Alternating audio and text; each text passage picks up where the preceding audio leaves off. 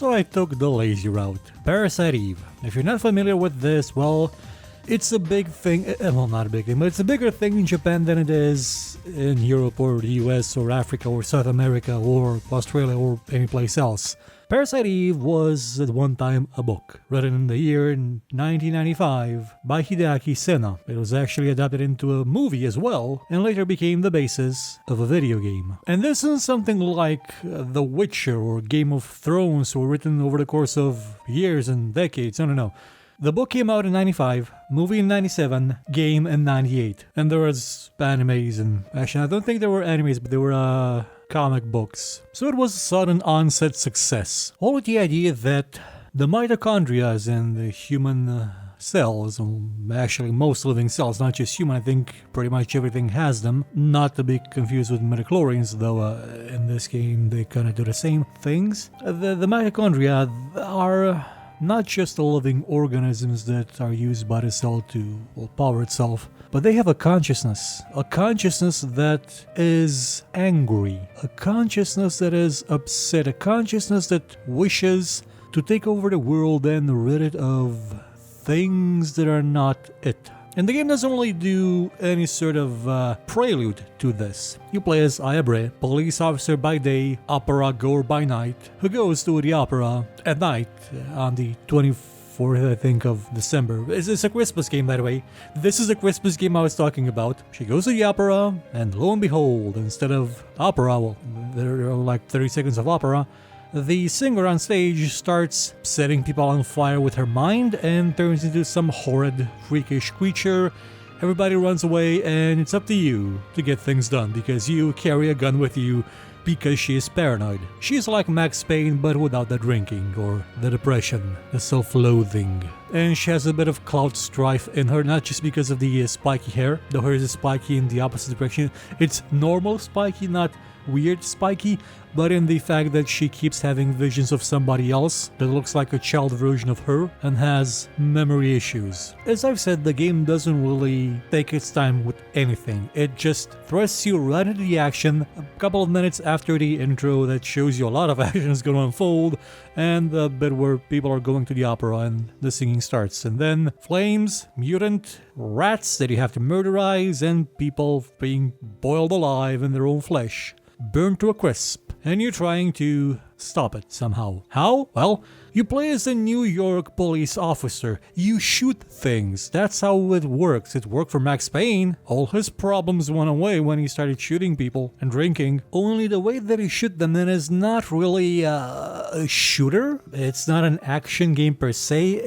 It's not Resident Evil either, though its direct sequel did veer a lot towards Resident Evil in terms of gameplay, themes, and setup. I can't say I was that enamored with it as I was with this one. And the third one was let's not talk about the third one. Instead of being an action game, this is it's made by Square. If I didn't mention it's made by Square before it was Square Enix. Square, as you know, Final Fantasy, kind of a big thing. And with this game they kind of realized, oh god, our combat system is crap. We've been using the same one for 10 years. Oh, let's do something different. Instead of having you stand still while the enemy quonks you in the head as you wait for your turn, let's have you able to move and actually dodge the enemy's attacks. It's still a turn-based game. You cannot attack when your bar is empty. Your time bar, I mean. But you can move. And if you move, you can dodge most attacks. Okay, some of them are not dodgeable. Some of them are just direct hit. You're dead. Well, not dead, but you're damaged. But the vast majority of them, they can be sidestepped. You can spin around them. It reminds me a bit of, to be honest, something like Diablo or Path of Exile, and the fact that you can run away from, the big laser shooting from the enemy. You can run in circles to avoid it. And something that I really enjoyed, your attacks, some of them can actually interrupt the enemy's attacks. I'm not sure if it was also valid in the case of bosses, but the normal ones, yeah, those little things, the rats, the things that weren't rats. At one point you go into a museum where there's a skeleton dinosaur, and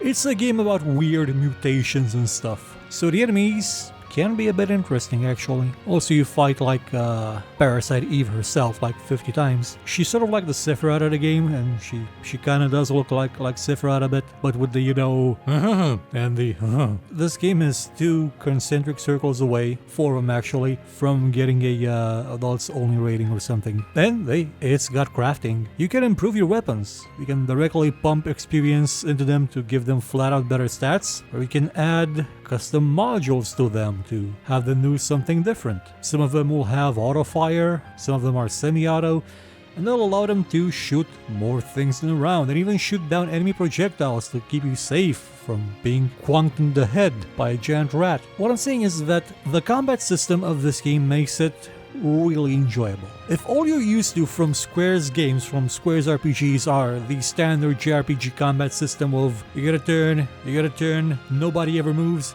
this will seem like a breath of fresh air. This will seem like it is absolutely amazing, and honestly, to me at least, it was. I really enjoyed it, especially because the enemies will, while they do respawn, and you cannot actively see them on the map, they will always be in the same place you left them after you killed them, if you leave the map and come back. There are no random encounters slowing things down. You know what's gonna happen in a place if you've already been there before. So it's probably the least annoying of Square's games in that aspect. It's also kind of short. I think it lasts maybe about 6 hours if you finish it the first time. The game is structured in days. You start at Christmas Eve, and I think you end with the New Year. And each day takes like about an hour or so, maybe 2 if it's your first going and you're not particularly all that great at it. You'll go around exploring New York, the bits of New York that you can access in each particular day, like the police station, which is sort of your hub where you go to upgrade your weapons and get gear and stuff. And each day things progressively get worse. This isn't really your Resident Evil type scenario. Yeah, mutants are starting to run amok and stuff, but the feel of it is not that of a zombie game, it's that of a monster movie. It's more akin to Godzilla than it is Resident Evil in terms of the stakes involved, in terms of what's happening, in terms of how you can deal with things, or sort of Aya is different than most human beings, and she has the ability in combat to turn into something with wings and talons and wrecks stuff up. You also have, the standard magic that you can use. You can even scan enemies to get more info about them. Doesn't really work on bosses, so you may as well not use it on bosses. The big ones, that is. And apart from having the crafting I mentioned earlier, before it was cool, it also had New Game Plus before it was cool, I think. I'm not exactly sure how many games used to have New Game Plus back in the late 90s, but this one was one of them. And the New Game Plus, not only did it let you load the save game with your existing power level and stuff you've accumulated, but it also let you actually finish the game. And what I mean by that is that when you beat the game, you get an ending, but it is not the final ending. No, for that you need to play it again and visit a brand new location in the game called the Chrysler Building. Well, it's in New York, it's not new, it's been there for ages, but it is a semi-randomly generated or procedurally generated dungeon with about 80 levels that you have to ascend in order to actually understand why most of the stuff was happening, or at least have finality with Aya's personal story and other things.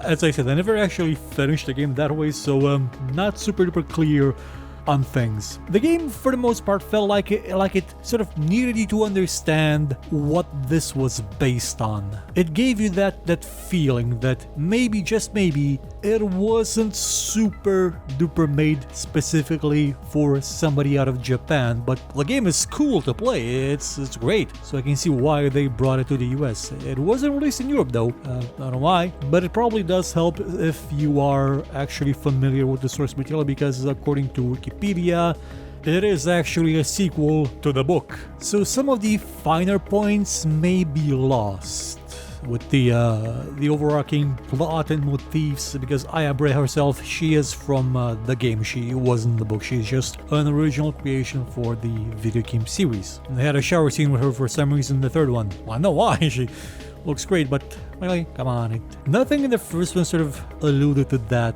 or Square has an obsession. Square Enix, I say, in the past couple of years, they are a bit obsessed with just launching costume packs for their characters to put them in progressively more skimpy outfits. I think it started with Final Fantasy X too, or somewhere around there. But it's a thing. Kind of wish the series would come back, but done properly, not as a PSP game that nobody remembers. Also, it would have been nice if the game was actually launched on the PC as well, because it's not. It's a PlayStation game.